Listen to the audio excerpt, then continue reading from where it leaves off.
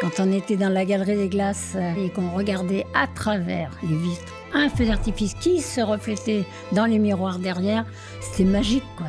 Marie-Antoinette de Sofia Coppola, qui a été tournée au château en 2005. C'était une gymnastique d'organiser ça. Les traiteurs arrivent, les fleuristes, la sono, la mise en lumière. Une fois que l'équipe arrive et que vous avez 200 figurants dans le lieu qui sont prêts à tourner une scène, on oublie complètement qu'on est dans un musée.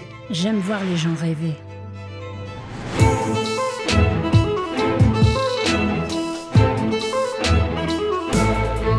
Je m'appelle Jeanne Hollande et je suis chargée d'organiser les tournages, les prises de vue au château de Versailles.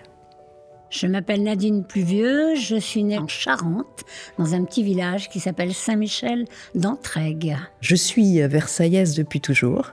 C'est mon arrière-grand-père, Louis Dufay, qui est un inventeur de procédés photocouleur et cinéma-couleur, qui est venu s'installer à Versailles. Et ma famille y est restée pendant des années.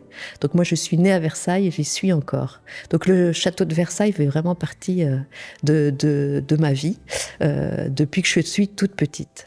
J'ai 3 sœurs, nous étions 4 filles et nous avons eu une enfance très heureuse.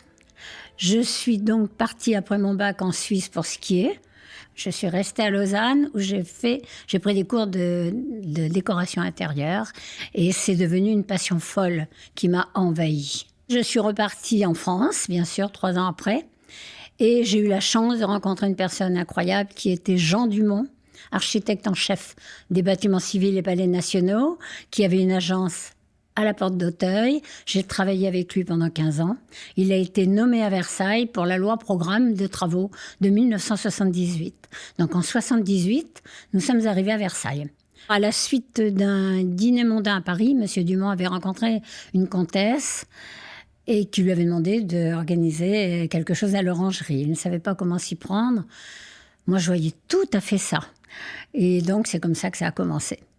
Ensuite a été nommé M. Philippe Bigot, avec qui j'ai continué cet assistanat de direction, s'occuper de tous les chantiers. Il y avait des chantiers partout dans le parc et dans le musée. Et à l'établissement public en 90, M. Bablon, qui était le premier directeur, m'a fait un petit clin d'œil en me disant « il faut traverser la cour de l'architecture au musée ». Et là, je suis rentrée en contact avec Simon Hogg, notre conservateur général, qui m'a mis entre les mains le fait de créer des événements. Quand j'avais 10-11 ans, j'ai rencontré une très bonne copine qui est encore une excellente amie, qui s'appelle Cécile Hogg. Et ses 2 parents, monsieur et madame Hogg, étaient tous les 2 conservateurs de musées, et notamment Simone Hogg était conservatrice générale du château de Versailles. Et donc j'ai baigné pendant des années dans leur univers. À force de côtoyer les Hogg, vraiment, je me rendais compte que l'histoire de l'art m'intéressait beaucoup. Je dessinais à l'époque aussi. Et en fait, ils m'ont vraiment aidé à choisir des études pour aller dans ce que j'aimais. Et donc, je suis rentrée à l'école du Louvre. Et cette école a bouleversé beaucoup de choses chez moi. J'ai vraiment adoré l'enseignement de cette école. Après, j'ai aussi fait une année à la Sorbonne en histoire de l'art. Et là, j'ai 25-26 ans et je cherche à travailler. Alors, j'ai commencé, quand j'étais étudiante à l'université Sorbonne, à travailler en parallèle à une revue qui s'appelle la revue L'Image, qui était dirigée par Laurent Gervereau et qui étudiait justement l'impact de l'image, que ce soit en photo, en cinéma, en tout support, sur expliquer l'histoire, expliquer la sociologie, etc. Alors, un événement commence par l'arrivée de tous les prestataires le matin très tôt. Il faut être là. Et à Versailles, il n'y a pas de cuisine, donc il faut monter les étuves, les traiteurs arrivent, les fleuristes, la sono, la mise en lumière, etc. Et tout ça, il faut que ce soit bien fait. Il m'arrivait d'être là à 6 heures le matin, de repartir à 2 heures du matin quand le dernier grand patron d'une soirée me faisait appeler son chauffeur. Et hop, j'habitais pas très loin, j'habitais dans l'hôtel des Réservoirs à côté. Donc c'était très simple pour moi et je dors très peu, donc c'était sans problème. Mais je voulais savoir si tout allait bien. Il faut vraiment être d'une grande rigueur et très très organisé et avoir l'œil à tout. Un soir à l'orangerie, il y avait des milliers de fleurs de lys. Quand je suis rentrée dans l'orangerie après la mise en place des fleurs, j'ai dû faire évacuer toutes les fleurs. Parce que ça sentait tellement fort qu'on n'aurait pas pu dîner. L'organisateur a été ravi parce qu'il ne s'était pas rendu compte. Voilà, ça ce sont des choses qu'il fallait sentir. Il faut respecter le lieu. Il m'est arrivé un jour à l'opéra, il y avait une grande soirée, et je vois un photographe qui était en jean, et je lui ai dit en plaisantant « Oh, vous n'avez pas eu le temps d'aller vous changer ?» Il n'est jamais revenu. Voilà, je voulais que même les photographes soient en smoking. Et tous les agents étaient vraiment des équipes formidables qui m'ont bien appuyé. Je maîtrisais, mais j'organisais. Mais je ne pouvais pas tout faire toute seule, bien sûr. Et en mars 98, Simone Hogg me propose un poste de vacataire au château de Versailles pour assister la personne qui travaillait avec elle et qui s'occupait de tout ce qui était événementiel et tournage. Mais le château de Versailles accueille des tournages depuis l'invention du cinéma. Depuis 1896, les premières images du château qui montent des fontaines en eau sont visibles. Le château a une liste de tournages. Jusqu'à aujourd'hui, il y a à peu près 250 films qui ont été tournés. Il y en a certainement beaucoup d'autres qui ne sont pas notés dans cette liste. Et Nadine Pluvieux s'occupait, depuis que l'établissement public est devenu... Enfin, le château de Versailles est devenu un établissement public en 1995. Elle a été chargée de s'occuper des événements et des tournages.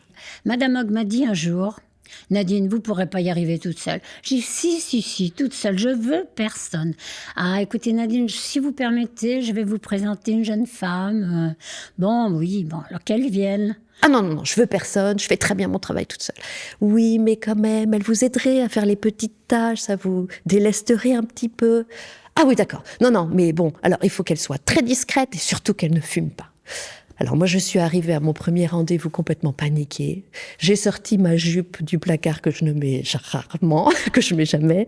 Et puis je suis arrivée. Et en fait, j'ai poussé la porte du bureau de Nadine et tout de suite, Nadine a été comme elle est, accueillante, incroyable, bienveillante.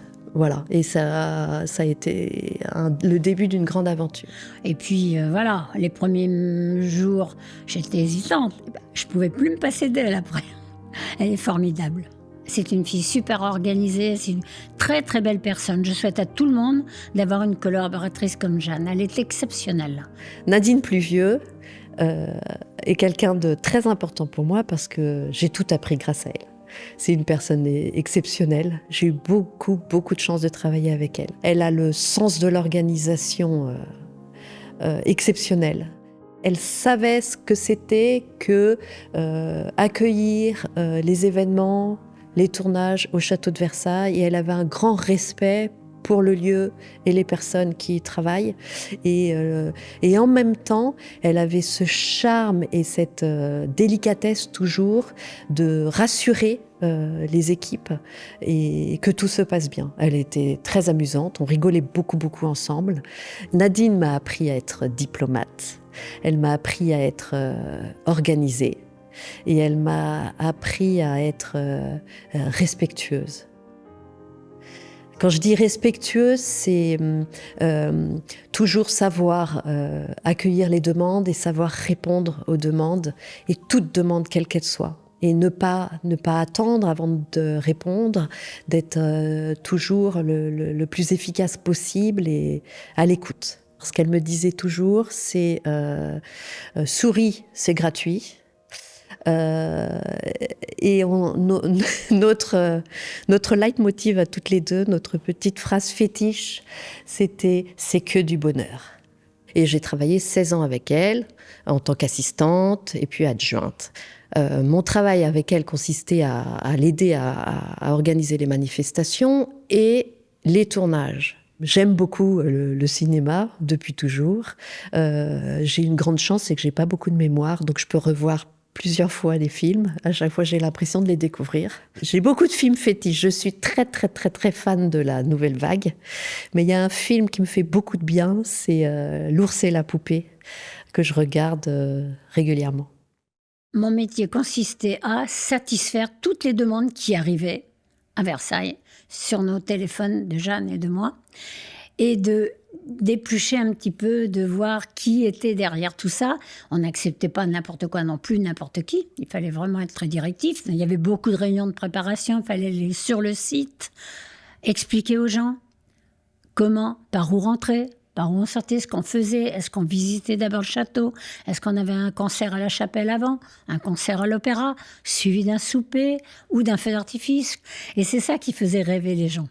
Quand on était dans la galerie des glaces, après un dîner aux batailles et qu'on regardait à travers les vitres un feu d'artifice qui se reflétait dans les miroirs derrière, croyez-moi, là, c'était magique. C'est ça, j'aime voir les gens rêver.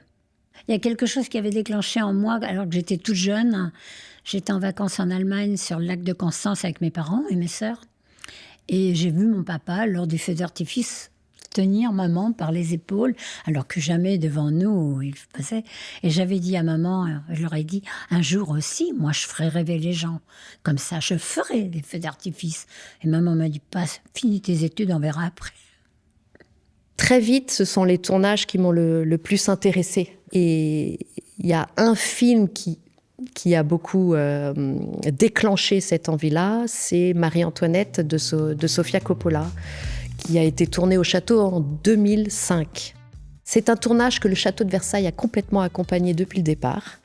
C'était une énorme équipe avec que des personnes passionnés par leur métier. Et en même temps, ils sont restés très longtemps. C'était presque 2 mois et demi de présence à Versailles, avec l'accueil des tournages qui ne peut se faire que quand on est fermé au public, donc principalement les lundis. Et donc c'était toute une gymnastique d'organiser ça pour que ça puisse fonctionner avec le reste des activités du château. Et en même temps, c'était très envahissant pour le château. Tous les dimanches soirs, on avait les camions qui débarquaient dans la cour d'honneur. Mais c'était pas 2-3 camions, on était 30-40 camions dans la cour d'honneur. Vous voyez les costumes qui sortaient des camions, qui traversaient la cour pour aller s'installer dans des zones qu'on pouvait mettre à disposition pour l'habillage, maquillage, coiffure, les perruques sur des pics. C'était très, très insolite, tout cela. On restait des heures entières dans la galerie de la chapelle avec Jeanne à attendre qu'on coiffe, parce que les coiffures de Marie-Antoinette, je me souviens d'une nuit où il y avait un bateau là-haut sur les cheveux qui étaient tombés, il a fallu recommencer. On est resté à dormir sur les bancs de la chapelle avec Jeanne. On voyait les comédiens qui sortaient de leur carloge, qu'on cachait par des couvertures. On allait jusqu'à l'entrée du château, donc on voyait les baskets aux pieds. Ce qui m'a intéressée dans ce tournage, c'était la façon de travailler de Sofia Coppola. Alors, elle était très entourée d'un chef opérateur, d'un chef décorateur, d'un assistant réalisateur, de tous ces chefs de poste très importants. Toutes ces personnes-là préparaient le décor. Et quand tout était prêt, Sofia Coppola arrivait sur le décor.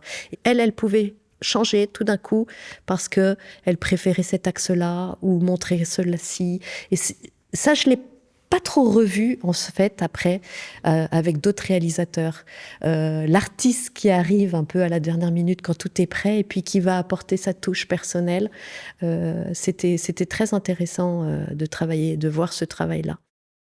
Ce qu'il faut dire, c'est qu'en 2005, au moment du film de Marie-Antoinette, le Louvre recevait le Da Vinci Code.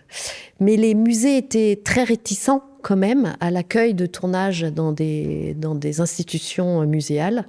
Et c'est notre ministre de la Culture à l'époque, Renaud Donnedieu de Vabre, qui tape sur le poing sur la table en disant « ça suffit, il faut accueillir des tournages parce que accueillir des tournages dans des sites institutionnels, c'est donner envie aux gens de venir visiter le lieu ensuite. Et effectivement, il est avéré que 50-60% des personnes qui viennent visiter la France, c'est parce qu'ils ont vu un film qui a été tourné en France. Et pour Versailles, c'est très très important d'accueillir des tournages parce que c'est montrer Versailles autrement, c'est pouvoir refaire vivre le château avec une scène historique, c'est raconter une histoire qui sera peut-être pas forcément la bonne histoire, mais c'est de pouvoir après rebondir et expliquer aux gens, vous avez vu ça dans ce film, voilà ce qu'il en était, et donner envie de venir visiter le château.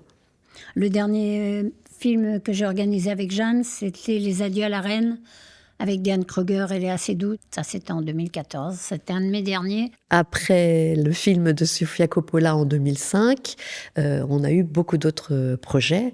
Et Nadine Pluvieux me déléguait de plus en plus l'organisation des tournages.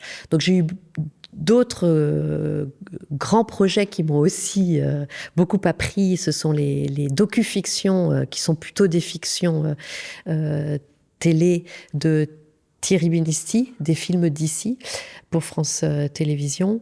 Et ces films, c'était des films où le château de Versailles était en coproduction pour ces tournages. Et en fait, ils se sont installés au château pendant 3 semaines.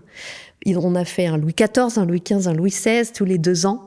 Et donc, c'était aussi un vrai casse-tête à organiser dans le château. On a tourné partout. C'est un tournage qui avait été très appuyé et très suivi par la conservatrice à l'époque, qui a aidé beaucoup à la création du scénario, à la relecture du scénario, etc. Alors, il y a beaucoup, beaucoup de travail en amont avant que les équipes arrivent. Et une fois que les équipes arrivent, c'est une autre forme de travail. Je suis là du début à la fin pour surveiller, pour vérifier qu'ils suivent bien tout ce qu'on s'est dit, avec évidemment toutes les équipes de surveillance. Il y aura forcément des questions le jour J sur des changements de décor, ou est-ce qu'on peut faire ci, est-ce qu'on peut enlever ça. Donc il faut être là tout le temps présent. Après 36 ans de mon travail à Versailles, j'ai dû partir. Je serais bien restée 10 ans de plus, le 30 octobre 2014. En 2014, Nadine Pluvieux part à la retraite. Là, je me pose beaucoup de questions parce que effectivement, je continue un peu à faire de l'événementiel, mais je n'arrive plus sans elle. Et je propose du coup à la direction de monter le bureau des tournages. Et je suis ravie qu'ils acceptent. Je passe du coup à la direction de la communication et je monte ce bureau des tournages qui, quelques années après, devient un service à part entière. Alors aujourd'hui, je suis chef du service des tournages au sein de la direction de la communication. J'ai professionnalisé ce métier en créant ce service des tournages. Maintenant, on a un point d'entrée pour toutes les demandes de tournage que l'on reçoit. C'est environ 500 à 600 demandes par an. Ce sont des tournages de fiction, ce sont des tournages de documentaires, ce sont des prises de vue, des photos de mariage, des utilisations d'un trépied pour faire des photos amateurs. Ce sont des clips, ce sont des publicités. Le spectre d'accueil des tournages est assez large. Je me souviens de toutes les soirées, mais notamment celle de Catherine Hamilton, cette riche américaine extraordinaire.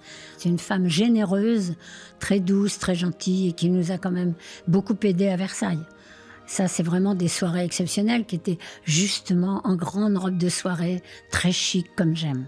Il y avait la Fondation de l'enfance pour Madame Giscard d'Estaing, le professeur Cayatte pour la Chartre pour le cancer.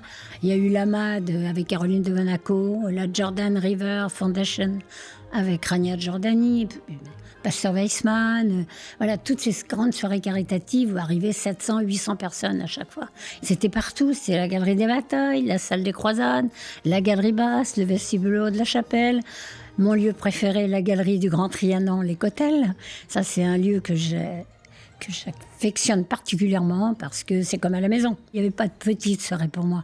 Chaque fois que quelqu'un louait Versailles, c'était aussi important que qu'une grande soirée caritative. Pour le sommet des pays industrialisés de 1982, il y a eu beaucoup de travaux de faits. On a ravalé les façades 2 ans avant, on le savait. Donc c'était énorme, c'était formel. La presse, le salon de presse était dans la salle du Sacre. Il y avait des centaines de voitures à l'orangerie avec la presse, les caméras, etc. C'était impressionnant d'organisation, ça. On a fermé 3 jours, je crois. 3-4 jours de mémoire, oui. Pour la sécurité, déjà, partout. Et pour l'arrivée de tous les chefs d'État. C'était vraiment exceptionnel. Ça, c'était une fois dans ma carrière. Alors, mon métier consiste à recevoir d'abord des demandes, les étudier, voir si on peut y donner suite ou pas. Et très souvent, devoir répondre non. Alors, c'est la part la plus importante, c'est de savoir dire non. Ce n'est jamais très facile parce que les gens ont à cœur de faire des choses à Versailles. Quand ils viennent nous voir, c'est qu'ils rêvent de leur Versailles. Alors, leur dire non, c'est compliqué. On dit non parce que on n'a pas la capacité de le faire, parce qu'accueillir des tournages, ce n'est que quand on est fermé au public. Donc, ça nous laisse quand même très peu de possibilités. Ensuite, on peut dire non parce que c'est des questions d'image. On est très soucieux de l'image du château. Moi, j'ai eu des demandes pour des tournages.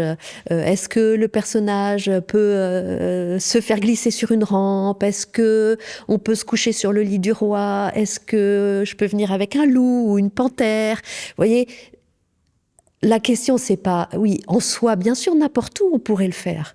Mais laisser penser qu'à Versailles, on puisse faire ça, c'est gênant. Et généralement, ils le comprennent très bien, en fait, quand on l'explique. Ils le comprennent. Une fois que j'ai l'aval de la direction du château, mon métier, c'est d'organiser l'arrivée de toutes ces équipes le jour J au château. Donc, de créer d'abord les conventions de tournage. Il y a tout un côté administratif. Coordonner avec toutes les directions du château, parce que finalement, je suis en lien avec beaucoup de directions du château. Pour que cela puisse marcher, la direction du patrimoine et des jardins, pour les travaux, la direction évidemment de la surveillance et de la sécurité, la direction de la communication pour voir si on peut réussir à filmer des scènes du tournage ou après comment on peut parler du film, la direction évidemment de l'événement pour caler avec tout le reste, la conservation évidemment aussi qui va pouvoir m'aider quand il y a des questions plus...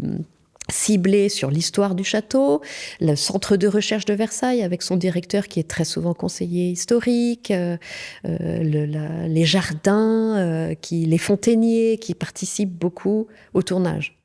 Alors, quand on accueille des tournages, la première chose qu'on fait, c'est on protège. Donc, on met des protections pour le matériel, parce que le matériel, il va venir de dehors, il va rentrer dans le château, il va rester un endroit. Tout ça, c'est lourd, il faut protéger les sols, les parquets, les marbres. Donc, voilà, quand on a une zone habillage, maquillage, coiffure. Ensuite, quand on va tourner un film historique, il va falloir qu'on enlève tous les éléments modernes. Et les éléments modernes, ce sont les mises à distance, ce sont les potelets avec les cordelettes qui empêchent les visiteurs de s'approcher trop des œuvres. Donc, Galerie des Glaces, on a de nombreuses mises à distance, on les enlève. Donc là, une fois que l'équipe arrive et que vous avez 200 figurants dans le lieu qui sont prêts à tourner une scène, on oublie complètement qu'on est dans un musée. Là, on est dans le château de Versailles, on est au XVIIe, au XVIIIe, on oublie. Et donc là, notre rôle est très important parce que les figurants, au bout d'un moment, ils vont se croire chez eux, donc ils vont dire, tiens, je vais m'asseoir, il y a un petit ployant, un petit tabouret, là, je vais m'asseoir. Voilà, il faut qu'on fasse très, très attention à ça, tout le temps. Le mobilier à Versailles ne joue pas. On ne peut absolument pas s'asseoir sur n'importe quel fauteuil, on ne peut pas même toucher les volets, ouvrir des fenêtres, tout ça, ce sont les agents de surveillance habilités à le faire. C'est très rare qu'ils aient besoin de venir avec du mobilier. C'est très rare. Soit ils reconstituent une scène, donc là, bien sûr, ils vont revenir avec des choses. Par exemple, Sofia Coppola, dans son film Marie-Antoinette, qui a reconstitué des scènes de repas, a reconstitué toute une table, etc., l'a rendu plus vivant. Mais très souvent, dans les films de fiction, ils vont utiliser la Galerie des Glaces, qui n'a pas besoin de décors supplémentaires. Nous avons reçu beaucoup de personnalités à Versailles, notamment... à part les Espagnols, je crois qu'on a eu toutes les royautés. Alors, c'était Lady Di en premier, Mais alors ça, c'était surtout Madame Hogg au départ, parce que je venais d'arriver il n'y avait pas longtemps, mais j'ai géré quand même la soirée et les arrivées des VIP. Ensuite, il y avait, oui, on a eu Rania Giordani, la reine de Suède, la reine des Belges. Juste avant l'arrivée de ces autorités-là, de ces grandes personnalités, on avait toujours quelques personnes qui venaient avant, savoir comment ça allait se passer, quel est le circuit emprunté. Je me rappelle pour Rania Giordani, 3-4 jeunes femmes sont venues avec des talons de 8 cm de haut, voir quel parcours elle allait faire pour pouvoir descendre à l'orangerie. Donc c'était très compliqué effectivement, donc nous avons mis un grand tapis depuis la cour, depuis la galerie bas jusqu'à l'orangerie, de façon à ce que notre reine puisse marcher sur un tapis. Les équipes de tournage, quand elles arrivent au château de Versailles, le décor est faramineux, à la fois à l'intérieur et à la fois à l'extérieur. C'est ça qui est extraordinaire dans Versailles, c'est que vous avez autant de lieux en intérieur, le château, mais les Trianons, le petit Trianon, le grand Trianon, l'orangerie, mais aussi les extérieurs qui sont un musée à ciel ouvert, mais des capacités, des possibilités de décor infinies. Quand ils viennent tourner au château, malheureusement, ils ne peuvent pas y tourner des jours et des jours puisqu'on est fermé, on est ouvert au public avant tout. Et donc, du coup, généralement, ils vont choisir des décors très symboliques de Versailles. La cour royale, la cour de marbre, la galerie des glaces, la grande perspective, l'escalier des 100 marches à l'orangerie. Bon. Mais voilà, moi, après, ce que j'essaye, c'est de leur montrer d'autres lieux, de leur faire découvrir des espaces auxquels ils n'auraient pas forcément pensé, et puis aussi de répondre à leurs souhaits, parce qu'on a des repéreurs qui sont très demandeurs aussi, qui disent « je cherche tel décor, qu'est-ce que vous pourriez proposer ?» et d'essayer de trouver des idées aussi avec eux. J'ai un book extraordinaire de lettres après les grandes soirées. Maintenant, ça se fait plus, c'est dommage. Mais on était remerciés, mais il faut voir dans quelle proportion. C'était magique, quoi. Toutes les personnes qui recevaient à Versailles nous envoyaient, c'est pas des félicitations, c'était la joie qu'ils avaient de nous remercier parce que leur soirée était réussie. Et ça, c'était pour moi le plus beau des cadeaux. J'ai des lettres entières du monde entier. Du monde entier, parce qu'on a fait des congrès scientifiques aussi. Hein. Il y avait des grands professeurs, il y avait des entreprises privées, des banques, des assurances, toutes ces soirées, tous ces événements comptent énormément pour le rayonnement de Versailles. D'ailleurs, quand j'ai reçu les arrêts lettres au ministère de la Culture, Christine Albanel, à l'époque présidente, a bien vraiment récapitulé comme quoi on faisait, nous, à travers tout ça, rayonner Versailles. Versailles est unique dans le monde entier. Alors, Versailles, évidemment, va accueillir des tournages d'époque, historiques, mais pas que, et loin de là. Et c'est un lieu aussi qui peut accueillir de grands projets contemporains, ou même des années 80. Maintenant, les années 80, on est déjà dans l'histoire. Ça commence à dater, et a reçu beaucoup de films qui ne sont pas que historiques. Dans la liste des films de Versailles, vous avez beaucoup de films modernes. Si on veut monter la France, on va montrer le Louvre, on va montrer la Tour Eiffel et on va montrer le château de Versailles. Il y a certainement beaucoup de films qui doivent être faits encore à Versailles.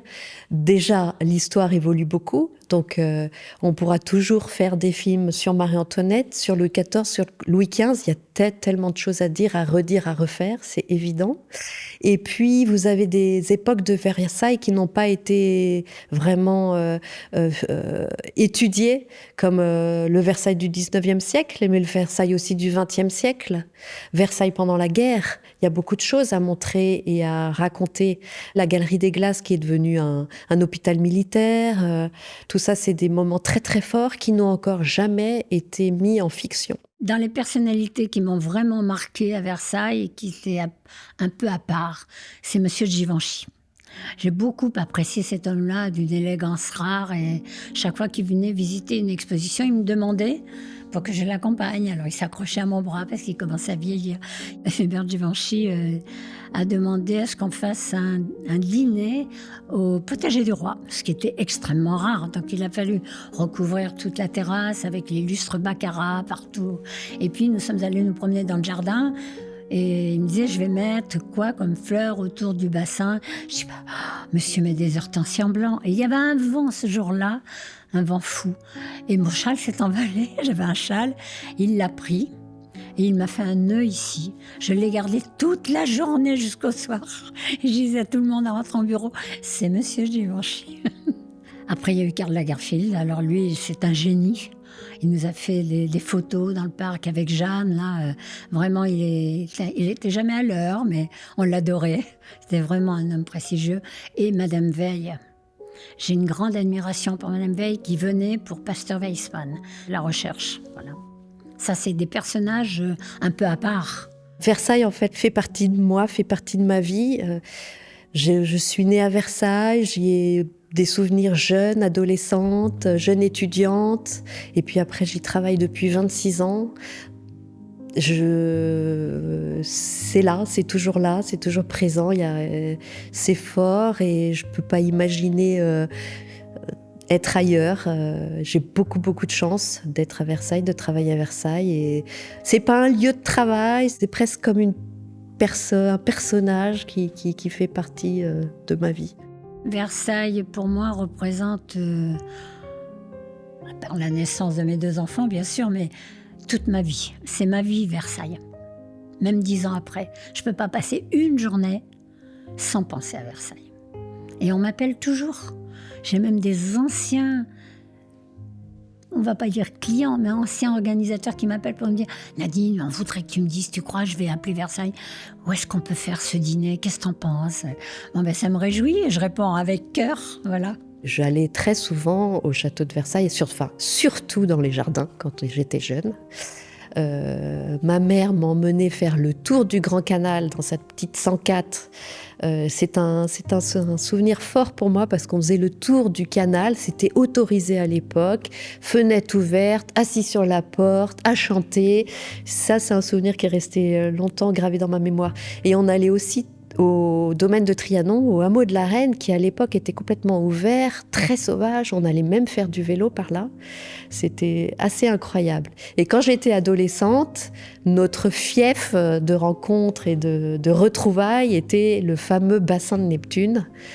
Et puis, j'avoue qu'on avait des amis aussi qui essayaient de rentrer dans le château, le parc la nuit. À l'époque, c'était des challenges qui se font plus du tout maintenant parce que la surveillance est beaucoup plus importante. Mon premier souvenir de Versailles, c'est mon arrivée en 78 avec Monsieur Jean Dumont. Nous étions dans nos bureaux dans l'aile nord des ministres et là, il y avait une personne bénévole qui s'appelait Monsieur Racinet. Plus personne maintenant va se souvenir de lui, mais qui classait des photos sur verre, etc. Bon. Et il est venu voir Monsieur Dumont en disant « Je prends Madame Pluvieux et je l'emmène faire un tour dans le château. » Là, c'était le rêve, parce qu'il n'y avait personne, c'était un lundi. Je me suis promenée partout, tout l'après-midi avec lui. Et là, je me suis dit, mais là, je suis chez moi, je vais en faire quelque chose. Versailles fait partie de moi depuis toujours. Et quand je suis arrivée en 1998, j'ai rencontré le Versailles intérieur. Et ça a été incroyable. Et je n'ai pas du tout vu le temps passer depuis que je suis arrivée à Versailles. Parce que ce que j'aime beaucoup dans mon travail, c'est d'être... de vivre à Versailles, de travailler à Versailles, ce lieu exceptionnel qui est là depuis toujours et qui restera encore toujours, et en même temps de faire des projets tout le temps différents, avec des gens venant de l'extérieur. On redécouvre Versailles à travers leur regard, aussi que ce soit en cinéma, mais aussi tout mon travail sur la photo. J'ai toujours adoré redécouvrir Versailles à travers le regard de nombreux artistes. Et puis les gens rêvent de Versailles.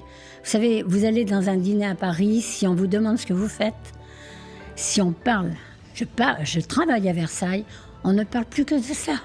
Versailles, c'est Versailles. Et ça me tient encore 10 ans après.